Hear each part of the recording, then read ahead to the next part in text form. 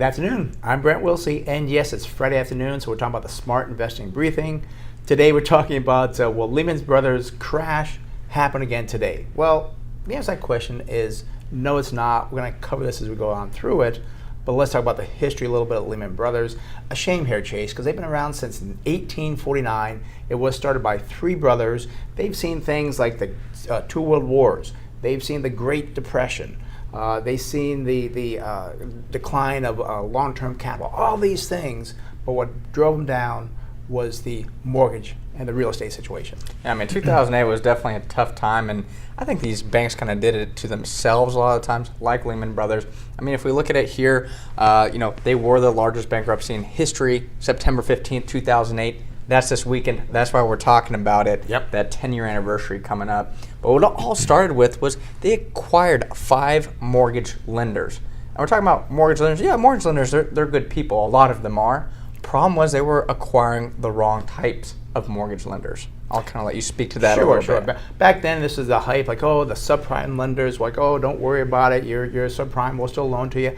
The big one was what they called Alt-A, and that meant no documentation. How much you make a year? 100,000? Sure, okay, we'll put that down. It was a terrible sign, and that's what really caused the big drop in the markets, real estate market and the stock market, and the decline of Lehman Brothers. Oh, of course. I mean, I loved it in The Big Short when you got this, she was a stripper and she had 7 different houses. You know, it was a hilarious kind of bit, but it's not funny when you think that actually happened. I mean, It's crazy how these mortgages function just because, as you call them, liar loans. And the other thing that drove Lehman Brothers out of business, we always talk about debt. We talk about leverage. This is not a place you want to be. Leveraged 100 to 1, it just doesn't make sense. Yeah.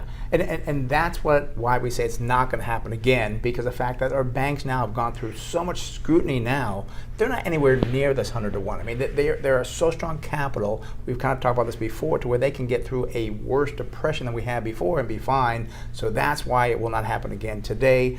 But what is even worse than this is millennials. They have changed. They don't understand how to invest because they saw some bad things here.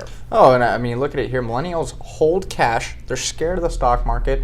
Even worse, in my opinion, I'd rather hold cash, but they're investing in cryptocurrencies. I mean, they'd rather invest in cryptos versus stocks. And stocks, we know, have a great long-term track record, and they'll continue to have a very good long-term performance. Can't tell you day to day, but I can tell you over the next 10 years, I feel quite confident stocks will be higher than they are today. And just remember, stocks are nothing more than holding a small piece of a large company. You're owning a business, and that's the difference. Cryptocurrencies, nothing there. Some other crazy things they're doing. But again, when you invest, it is, again, holding a small piece of a large business.